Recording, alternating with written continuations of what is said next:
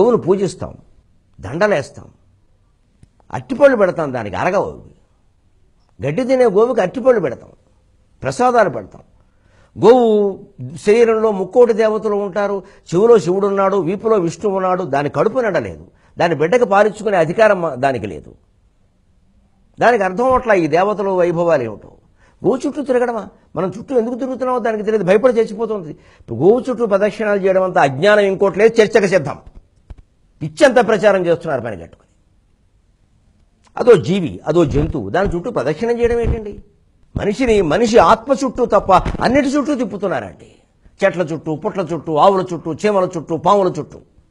నీ చుట్టూ మాత్రం నువ్వు తిరక్కు, మా చుట్టూ తిరుగు, మేము సంపాదించుకుంటాం. అజ్ఞానం బాగా నేర్పుతున్నారు. గోవు చుట్టూ ప్రదక్షిణం చేస్తే కోరికలు తీరతాయా? అది గొప్ప. గోవును రక్షించాలి, గోవుకు ఆ గడ్డి వేయాలి, గోవుకు తెలగపిండి వేయాలి, ప్రదక్షిణాలు చేయడం, పారాయణలు చేయడం, బొట్లెట్టడం ఏమిటండి ఇది? అవన్నీ బెదిరిపోతండి. అది దానికి ఏం జరుగుతుందో దానికి తెలుసునండి. గోవు ఇవాళ రక్షింపబడవలసిన స్థితిలో ఉందమ్మా, మనల్ని రక్షించి కాపాడే స్థితిలో అది లేదు. అది మనల్ని రక్షిస్తుందనుకోవడం అజ్ఞానం. మనమే దాన్ని రక్షించి తీరాలి, ప్రేమ ఉంటే.